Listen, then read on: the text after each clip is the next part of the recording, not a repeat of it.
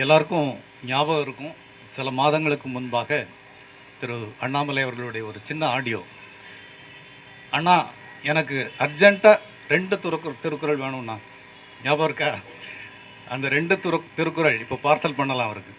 ஒன்று, யாகாவார் ஆயினும் நாகாக்க காவாக்கால் சோகாப்பர் சொல்லிழுக்கப்பட்டு. எதை காக்காட்டையும் பரவாயில்ல, குறைஞ்சபட்சம் வாயடக்கத்தை கற்றுக்கொள், பொது இடத்தில் என்ன பேசணுங்கிறத கற்றுக்கொள். இது அண்ணாமலைக்கு பார்சல் செய்யக்கூடிய முதல் திருக்குறள். 2வது, தீயினார் சுட்டபுண் உள்ளாரும் ஆறாதே நாவினார் சுட்டபடு. தீயினால் சூடு வச்சா கூட ஆறிடும், வடு மட்டும்தான் இருக்கும். ஆனால் நாவினால் சுட்டால் காலத்துக்கும் இருக்கும். இது அண்ணாமலை கற்றுக்கொள்ள வேண்டிய பாடம். அவர் காவல்துறையில் வந்திருக்கலாம், என்ன வந்தாலும் இருக்கலாம். தமிழ்நாட்டின் அரிச்சுவடி நண்பர் பீர் முகமது சொன்னது போல, தமிழ் மண் சமூக நீதி மண். தமிழ் இதழியலும் சமூக நீதி இதழியல்.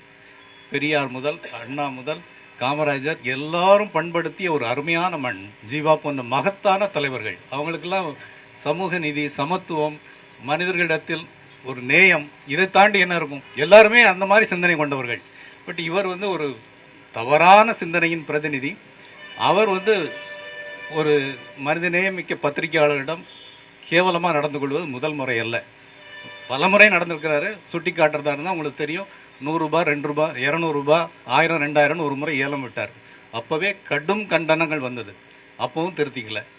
அடுத்து பத்திரிகையாளர்களை குரங்கு என்று கேவலமாக பேசினார். அப்போது எவ்வளோ பேர், அதாவது செய்தி சேகரிக்க செல்பவர்கள் ஒரு ஊடகத்தினுடைய பணியாளர்கள், அவர்கள் வேறு வழி இல்லாமல் இந்த அவமானங்களை சகித்து கொண்டு இருக்க வேண்டிய நிலை. இந்த சூழலை புரிந்து கொண்டு மீண்டும் மீண்டும் தாக்குதல். இப்போ அண்மையில் அவர் நடத்திய தாக்குதல் சத்தியமாக ஒரு ஒரு ஒரு ஒரு குறைந்தபட்ச நாகரிகம் இல்லாத ஒரு பேச்சு. அதுக்கு என்னுடைய ஒரு பழைய கால நண்பர் ஒரு விளக்கம் கொடுக்குறாரு. அவர் கான்வென்ட்டில் படிச்சிட்டாரு. என்ன மாதிரி கார்ப்பரேஷன் ஸ்கூலில் படிச்சிருந்தா தெரியும். சரி, அந்த நண்பன்கிட்ட கேட்டால் தெரிஞ்சுக்கலாம்ல, இவ்வளோ கேவலமாக பேசிட்டோமேன்னு ஒரு மன்னிப்பு கேட்கலாம்ல. அதையும் நியாயப்படுத்துகிறார்கள் சில நண்பர்கள். தயவு செய்து புரிஞ்சுக்கோங்க, இது எதிர்த்து நிற்க வேண்டிய ஒரு காலகட்டம். ஏன்னா இதை எதிர்த்து கேட்கலன்னா என்ன ஆகும்? இன்றைக்கு பார்த்துக்கலாம் எல்லாரும். நீங்கள் பாண்டிச்சேரியில் ஒரு எம்எல்ஏ ஒரு ரிப்போர்ட்டரை கூப்பிட்டு அவ்வளவு கேவலமாக கொலை மிரட்டல். திருப்பூரில் நம்முடைய ஒரு தோழரை 28 வெட்டி வெட்டியிருக்கிறாங்க. நியூஸ் 7 தியாகச்சம்பளத்தை காலையில் பேசினேன். கரெக்டாக நரம்புகள் இருக்கிற இடமா பார்த்து வெட்டியிருக்கிறான். இதெல்லாம் என்ன காரணம்? ஒற்றுமை இல்லை. ஊடகவியலாளர்களும் ஒற்றுமை இல்லை. ஒற்றுமையை சாதிக்க வேண்டிய ஒரு அமைப்பு சீரழிந்து கிடக்குது. நான் இதை சொல்கிறேன்னு சிலர் வருத்தப்பட வேணாம். இந்த கூட்டமே அங்கே நடந்திருக்கணும். சரியா? இங்கே நடத்துகிறோன்னு சொன்னால் நம்முடைய சில இயலாமை, இந்த இயலாமைக்கு இப்பொழுதாக ஒரு மாற்று கொண்டு வரணும். இந்த கூட்டம் ஒரு தொடக்க முனையாக இருக்கணும். பத்திரிகையாளர்களை, ஊடகவியலாளர்கள் யாராவது அசிங்கப்படுத்தினால், அவர் எந்த கட்சி வேணாலும் இருக்கலாங்க, பேசக்கூடாது. சரியா? Let it be taken as final word. எந்த கட்சிக்காரரும், அதை தாண்டி எந்த பிரபலமும் ஊடகவியலாளரை, அதுவும் மைக்கு போடுறவங்களாம் சாதாரண நண்பர்கள் என வயிற்று பிழைப்புக்காக சிரமங்களை தாண்டி இருக்கக்கூடியவங்க. அவங்கெல்லாம் அண்ணாமலை உங்களுக்கு தெரியும், இந்த மாதிரி ஏற்கனவே சில கேள்விகள் கேட்டதுக்காக அந்த சேனல் ஹெட்டிட்ட சொல்லி, ஓனர்கிட்ட சொல்லி வேலையை விட்டு தூக்குனதெல்லாம் நடந்தது. இனியும் அதை அனுமதிக்க வேண்டாம். ஒன்றுபட்டு இருந்தால் அது சாத்தியமே. இன்னும் சில சின்ன தகவல் மட்டும் சொல்லிக்கிறேன். இன்றைக்கு ஒரு வீடியோ போட்டிருக்கிறாரு திரு அண்ணாமலை அவர்கள். அதில் லேயர்ஸ், ஒரு ஆனியனை லேயர்ஸ் உரிக்க அதில் ஃபஸ்ட் லேயர்ஸ் இந்த பத்திரிகையாளர்கள் எல்லாமே திமுக ஆட்கள் அப்படின்னு சொல்கிறாங்க. எனக்கு தெரிந்து திமுகவை இன்றைக்கு ஏன் ஆதரிக்கிறோம்?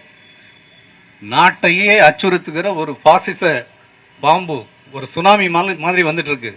இதை எதிர்த்து நிற்கக்கூடிய ஒரே அமைப்பாக இன்றைக்கு திராவிட முன்னேற்ற கழகம் இருக்குது. அதனால் அதுக்கு சப்போர்ட் பண்ணுறோம்.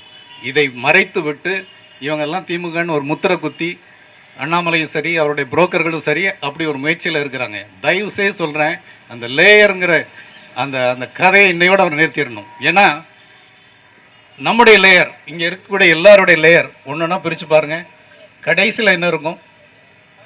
மனிதநேயம் இருக்கும், சமத்துவம் இருக்கும், சமூக நீதி இருக்கும், ஆண் பெண் சமத்துவம் இருக்கும். இதுதான் நம்ம எல்லாருடைய லேயர்ஸை உரிச்சிங்கன்னா கடைசியாக இருக்கக்கூடிய சித்தாந்தம். இதுக்காக உயிரை கூட கொடுப்போம், ஏன்னா விலை போகிற ஆட்கள் அல்ல. அதே நேரத்தில் அந்த லேயர், அவனுடைய லேயரை பிரிங்க, நம்முடைய லேயர் பிரித்து கடைசியில் போகும்போது அங்கே பெரியார் உட்கார்ந்துருப்பார், மார்க்ஸ் உட்கார்ந்துருப்பாரு, அம்பேத்கர் உட்கார்ந்துருப்பாரு. அந்த லேயரை பிரித்து உள்ளே போங்க, கடைசி யார் உட்கார்ந்துருப்பா? கோட்ஸே உட்கார்ந்துருப்பார். அந்த கோட்ஸேக்கு கோயில் கட்டணும்னு இன்னைக்கு பிரச்சாரம் நடக்குது. எவ்வளவு ஒரு கேவலமான பிறவி.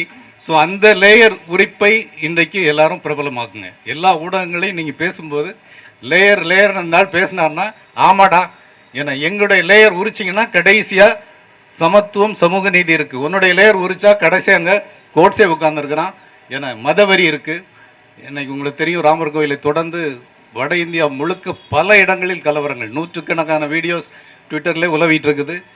இஸ்லாமிய பகுதிகள், தாழ்த்தப்பட்டோர் பகுதிகள் எல்லாத்துலேயும் புகுந்து அடிக்கிறாங்க வெறியூட்டப்பட்ட சக்திகள். இதைத்தான் இந்த லேயர் பண்ணிட்டு இருக்கு. ஸோ இந்த லேயரை தூக்கி போடணும் அப்படிங்கிறதான் என்னுடைய வேண்டுகோள். இன்னும் கடைசியாக நான் சொல்லக்கூடிய ஒரே கோரிக்கை, இன்றைக்கு ஒரு மகிழ்ச்சிகரமான விஷயம், பல்வேறு ஊடகங்களிலிருந்து பல்வேறு கருத்துக்கள் கொண்ட நண்பர்கள்லாம் வந்திருக்கிறீங்க. ஒரே விஷயம், இந்த ஒற்றுமையை கட்டி காப்போம். சரியா? கிட்டத்தட்ட 20 ஆண்டுகளாக உறுப்பினர்களை சேர்க்காம, தேர்தல் நடத்தாமல், தாய் அமைப்பான சென்னை பத்திரிகையாளர் மன்றம் சீரழிக்கப்பட்டிருக்கு. ஒரு ப்ரைவேட் பாடி மாதிரி. அது வந்து கவர்மெண்ட் கொடுத்த இடம், பிடபிள்யூடி கொடுத்த இடம், கலைஞரோட பீரியடில் தரப்பட்ட இடம். ஆக்கப்பூர்வ காரியங்களுக்காக அது நடந்துருக்கணும். சொல்லப்போனால் பத்திரிகையாளர்களை ஊக்குவிக்கிற, இளம் பத்திரிகையாளர்கள் தட்டி கொடுக்குற, நல்வழி காட்ட வேண்டிய அமைப்பாக இது இருக்கணும். பட் வந்து ஒரு இடி ஒரு கட்ட பஞ்சாயத்து நடத்தும் போது உன்னுடைய ப்ரெஸ் மீட் இங்கே நடத்தக்கூடாதுன்னு சொல்லக்கூடிய ஒரு கேவலமான அமைப்பு அது செறிஞ்சு போயிருக்கு. அதுக்கு முடிவு கட்டணும். பத்திரிகையாளர்களை யாராக இருந்தாலும் சரி, குறை சொன்னால், தாக்கினால் வெகுண்டு எழுந்து ஒன்றுபட்டு நின்று சாதிக்கணும். அந்த ஒற்றுமையை சாதித்துள்ள இந்த கூட்டத்திற்கு வந்திருக்கிற அனைவரையும் வாழ்த்தி விடைபெறுகிறேன். நன்றி, வணக்கம்.